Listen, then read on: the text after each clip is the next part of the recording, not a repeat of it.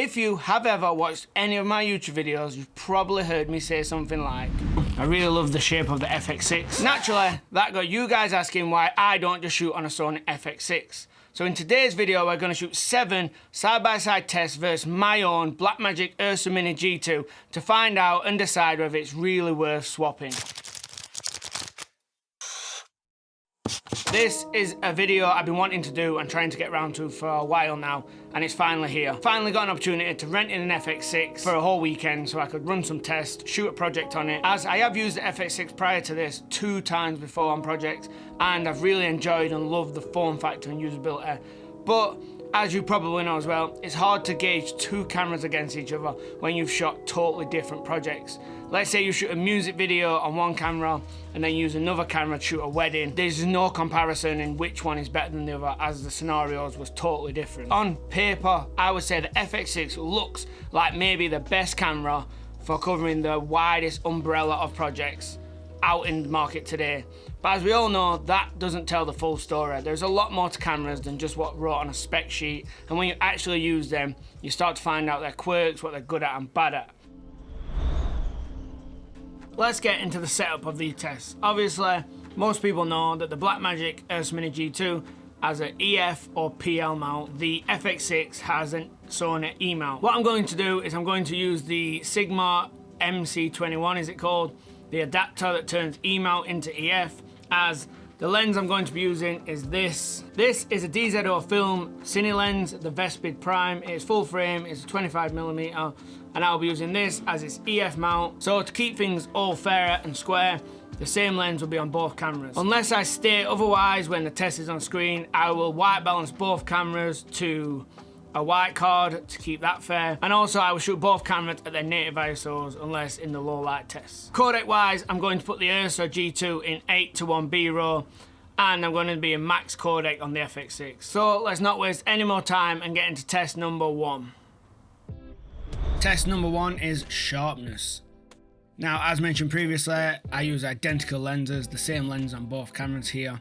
The only difference is the FX6 is running through Sigma MC21, I think it's called, but there is no glass elements in that to affect this in any way. Looking at both cameras here, I can't really see any difference, but that's the case with most modern cinema cameras I compare. It's only when you start to crop in and pixel peep that you can notice a difference. So cropping into 400% here. Looking at these again, these are super close. It was quite surprising as I expected the FX6 to be much more prominent. So let's crop into 800%, and again, I will call this a draw. These are identical to me. What is a surprise for the Ursa, as I would have expected the Sony to just be way more sharp at camera. Test number 2 is colours. Now for this, I white balance both cameras to the same white card, and the Ursa is in 8:1 B-roll. This is actually a massive surprise to me how close these cameras look.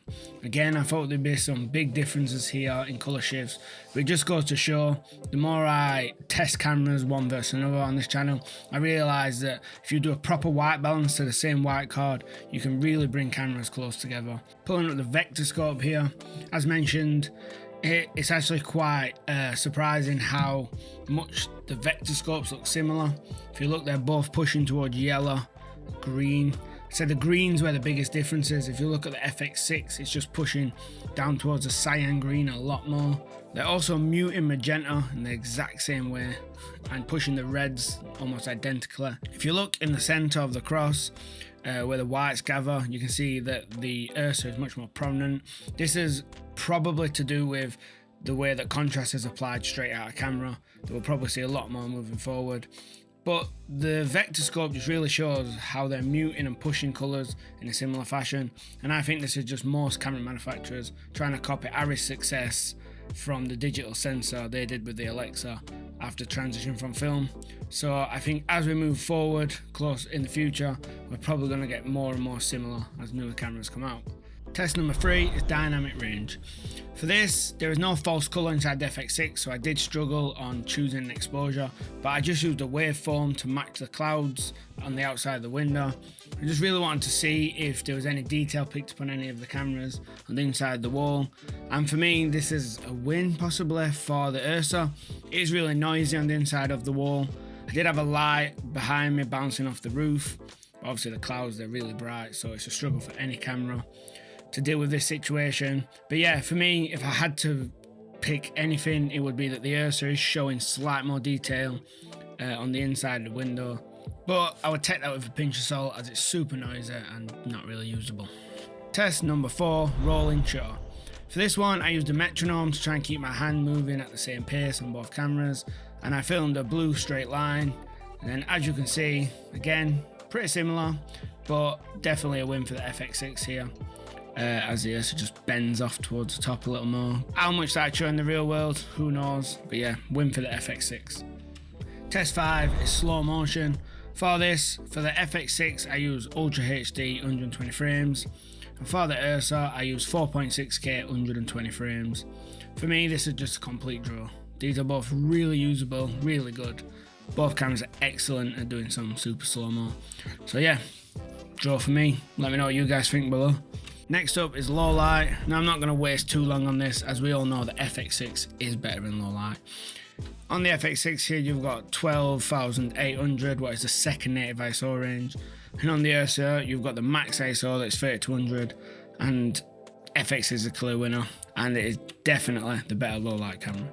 Getting into indoor lighting, this is me just sat under a softbox and Amaron F22 flex light, and the background is just all the lamps and the neon sign just kind of landing how they land. Obviously one of these cameras is full frame and one is not, so you can see I slightly misjudged on moving the Ursa back a little too far to try and compensate for the difference in field of view. But I want to say right now, I think the FX6 is a better image here. What really surprises me is I absolutely love the image. The one thing the Ursa does have going for it here is it's got better skin tones, I think. I think the FX6 is just a little blotch here, and the colours are moving. You've got these little patches of red I see in there, where the Ursa is kind of more of a uniform look. But just to prove the point on how close these two cameras are, I'm going to run these through Dehancer, what is my favourite film emulation plugin. It lets you input what camera type you are feeding it and what colour profile. So I've told it it's an FX6 in S-Log3 Cine. I've chosen the film stock as Kodak Portra 400, which is a really popular film stock. And as you can see, after telling it one's Blackmagic and one's a Sony FX6, we are really similar, and 99% of people, if these were identical shots side by side, say you was filming a multicam setup, would struggle to even tell the difference. If you guys are interested in finding out more or using Dehancer, please use the link in the description. I've managed to get us a promo code that is OBP10. If you use this, it will get you a 10% discount. These guys don't pay me to say this, I genuinely use Dehancer and I think it's the best plugin for colour grading on the market today. Next, we're testing the preamps. For this, I just spoke into a shotgun microphone into both cameras. I wasn't sure whether the shotgun microphone is pronounced deity or deity, so I'll give you a variation of both. This is an audio test for the Ursa Mini G2 preamps into a deity shotgun microphone. This is an audio test for the FX6 preamps, speaking into a deity shotgun microphone. Not sure what you guys thought was best. They sound similar to me, maybe a slight edge to the FX6. Sound a bit more fuller to me, but let me know below if you guys think there was a winner from that part. Next, we're going outside for some outdoor lighting. It's good to note on this one that I did not white balance or white card. I just selected 5600 Kelvin temperature in both cameras and kind of just let them land, as I feel that's quite a real world shooting scenario that we all do. It's interesting to see the FX6 is definitely leaning more into the greens. And again, as much as it kills me to say this, it's not the camera that I own, the FX6 is definitely the better image here. I'd say it's coming out a camera with a bit more contrast, but I don't know, it just has a more expensive look to me. I'm not saying you cannot match these up with a grade as before, but straight out a camera requires less work, it's got a more expensive look, and the contrast is just more dialed in for me. What's a really big deal over many shoots and how much time that can save you. Something else to note is if you look to the left, you can see the pavement on the ground just behind where the cars are driving. It's kind of like close to clipping. It's definitely not clipping, but like it's a weird choice. It's definitely towards the contrast. I just feel like the Blackmagic is placing that pavement in a better kind of like zone. It's less distracting, like your eyes aren't drawn to it. I know this is like a harsh lighting scenario where the background's got the sun in it and I'm stood in the shade. That was kind of the whole point of this, to see how it dealt with something that's a bit tricky. But overall, I give it to the FX6. Let me know below which camera you think has won all these tests or is overall better. So let's get into some pros and cons about these two cameras. Now I have the most experience with the Ursa Mini G2. I've shot over hundreds of projects on it. The FX6 I have a little bit less experience on. I've shot 3 projects across 2 different types of jobs. But I've still got quite a good gauge after running the test and just using it over like 4 or 5 days of shooting of what it is good at and is bad at. Let's start off with the good stuff about the FX6. The number one greatest thing on this camera is definitely the electronic NDs, and more importantly the auto ND. The way you can just hit that auto button and transition from indoor to outdoor. Even if you're just outside shooting, it's run and gun, you can hit that auto ND, traveling along, the sun's coming in and out of the clouds, environment's changing, someone's passing under shade, outer shade, and the camera does an incredible job of just keeping the exposure and getting you like really usable footage. One of the bad points of the FX6 is the screen. I really hate the screen on it. With the auto ND, it gives you the confidence that you are still capturing the footage, you're not under or overexposing it, as the camera is using that electronic ND just to darken and brighten the image. And honestly, if I could put this in every camera for sale today, I definitely would. The next one is a bit of an obvious one, and it's just weight and size, and especially in reference to its battery weight. Like the ratio of like the way you can put a battery on the back, the internal ones, the Sony ones, that last like 3-4 hours if you can get a big one. You think about, I can get 3 hours battery life out of my Ursa, but that requires this big heavy 200 watt plus V mount, and it's just totally different. The power draw on the FX6 is different, so you can get that 2-3 hours runtime. You can also put a V mount on and get way longer, but just the ability to put the internal battery in, get 2-3 hours and keep the camera really light. The next one is autofocus. Now right now I'm shooting on the Lumix S5 II. This has autofocus, it's really good. As you can see, it works really well keeping me in focus using eye tracking. But the one on the FX6 and Sony cameras in general is just next level. But for me, the FX6 has the best autofocus system I've ever used. The touchscreen is great. You just tap it, it's really responsive. It's really great at finding faces and eyes. It works especially well in like crowded environments. That's where the Lumix struggles. The Lumix can kind of flick between people and not make its mind up, where the Sony is really decisive, and wherever you tap, it kind of sticks. Now this one sounds stupid, but when you're a Blackmagic user, it's definitely not, and that's auto gain on your audio levels. Again, in a run and gun environment, sometimes on the Blackmagic, you'll have done an interview and then you'll jump straight into maybe like some fast-paced B-roll, walking and talking to camera, and you've got a shotgun mic mounted on the Ursa, and you forgot that you've turned the gain really sensitive, you've got distorted audio. The Blackmagic won't save that, it will just distort it. On the FX6, you can just flick your audio levels onto auto, and this will stop any audio from distorting. If it goes up close to red, it's peaking, it will just turn down the gain. It's a really simple thing that I'm sure people can add in software, and I know that like an Arri Alexa or Sony Venice don't have this, or Blackmagic aren't inclined to add it. But if you're making an Ursa and aiming it towards documentary filmmakers, as I believe Blackmagic did, I definitely think it should have auto gain in there. Let's get into some bad stuff about the FX6, because no camera is perfect. I want to start on what I mentioned just a second ago, the screen. It's really uninspiring. It makes everything look like a 90s camcorder. I don't know what it is about this screen, but it is just not cinematic. I don't know. When you just put it side by side versus the Ursa, like right at the side of it, and your eyes are flicking between each screen. I know once you get to the computer or your editing software, the FX6 footage is incredible, but as you're viewing it, it just looks really bad. It's also dim, it's not the brightest thing. The clip-on EVF viewfinder thing is just awful. The FX6 is not ideal for shoulder mount, so I don't know why it's included. If I was Sony, I would just get rid of that awkward EVF thing that clips on, and just took a little bit more cost onto the FX6 and make the screen like ultra bright so you can see it in direct sunlight. Another bad thing for me, and it comes in the usability, it's just the way the buttons are labelled. Some of the stuff is a little bit awkward. Like playback is called thumbnail. Now if you own this camera, you'd know what every button does after a couple months or weeks.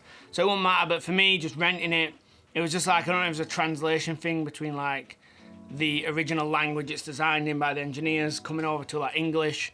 But like thumbnail is just the wrong word. It should be play or playback. Even down to the menus, they're all labelled a little bit weird. When you go to format, there is full format, quick format and cancel. Now when you're in a rush on a job, you start asking yourself, do I want a quick format? Do I want a full format? Have I got the time to full format? What's the benefits and negatives? I understand what a full format and quick format is. I just don't know why you'd place it inside a camera for someone who like maybe is like an intern, or like someone who's getting news on a big set, or someone who's shooting something really important. And to them, they're really overthinking the decision. It should just be a quick formatting camera, and that is all it needs. And if you have a problem with your card and need to full format, you just go to a laptop or a computer and do one. But I guess that's just classic Sony and their menus. I think the real benefit for Blackmagic is their engineers are English speaking first, being based in Australia.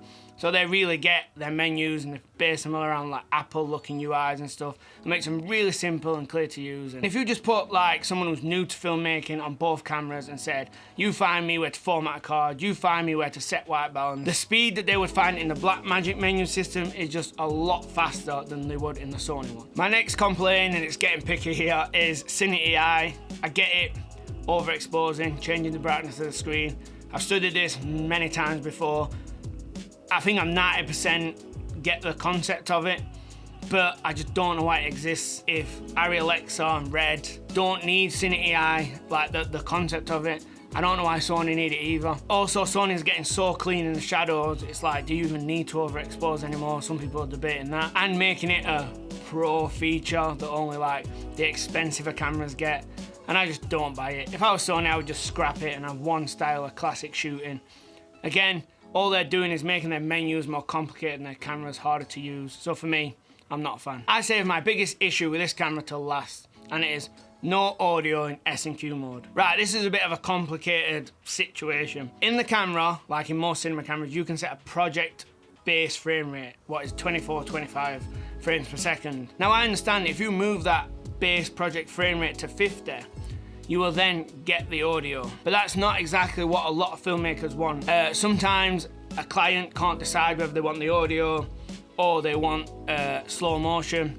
To change the base frame rate of the project, i.e. going from 24 to 60, you have to execute it and it reboots the camera. It might take like 15, 20, 30 seconds. I've not timed it.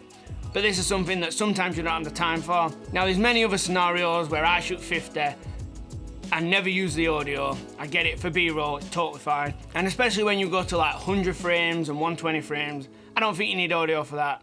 But for 50, just for 2x slow motion, there's many scenarios where you want to leave it to editing to choose whether you want to play that in real time with audio or slow it down. And the FX6 just does not allow you to do that. So the question from the beginning of this whole video is, should I sell my Ursa Mini G2 and buy an FX6? And shooting these tests side by side has not made it any easier. I will just say on record right now, if it's not for working in a team environment, if that is not something that is super important to you, the FX6 is just in general, talking about shooting a whole wide range of different projects, is just a better camera.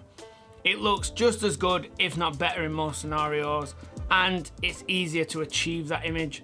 It's got better NDs, it's got the autofocus, it's lighter. If you run these both on the exact same project in the bang same scenarios, I feel not only would the FX6 capture more footage, it probably would be the better looking footage as well. What places me in a serious dilemma, as the FX6 would definitely make my life easier and everyone else at this production company. But, and it's a massive but, it's not as simple as just buying the FX6 body and selling the Ursa Mini body.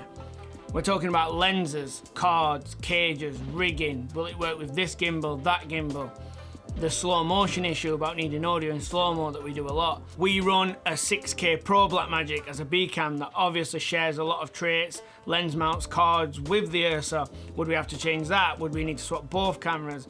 Then there's the learning curve of all the team members who come on shoots with us learning the camera. It's not just one person learning the camera, it's a whole team of people learning the camera. So the question should be framed more of, is it worth all the effort and costs? Because that would obviously cost a lot of money, as the FX6 is a more expensive camera out of the gate than the Ursa just to begin with. Is it worth the extra cost and effort of swapping all them lenses, all that ecosystem, for just the small gains and time saving we would get on set? The more I think about this, the more I go back and forth on yes it is and no it isn't. The FX6 is also getting a bit old now, but that don't bother me. I don't care about having the latest and greatest cameras. And I also don't think Sony are about to replace the FX6 anytime soon, after it is selling so well And if you're going to B&H or CVP or any of them websites, it's like always the most popular selling camera. And this decision is made even harder with a massive elephant that's in the room that we've not mentioned yet.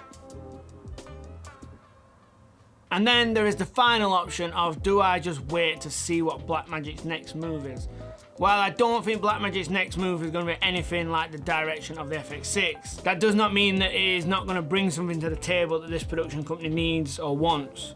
So I could also sit and wait out and see what happens there. I hate it when I end the video without giving you guys a straight answer, and I feel like I'm beating around the bush here. So if I had to give you a straight answer to the question, if I could click my fingers right this second and have full E-mount Cineglass and full E-mount autofocus lenses, I could maybe have an A7S III or FX3 as a B cam, and it would all just fall into place magically, I definitely would. It's going to take some time to add up costs and time and effort of switching and doing all these exchanges, selling one product to buy another. When it's multiple lenses, multiple cameras, it has to make financial sense from a business point of view. Otherwise, it just won't work in the long-term future of the business. If you want to know why I think the Ursa G2 is the best Blackmagic camera on sale today, click here.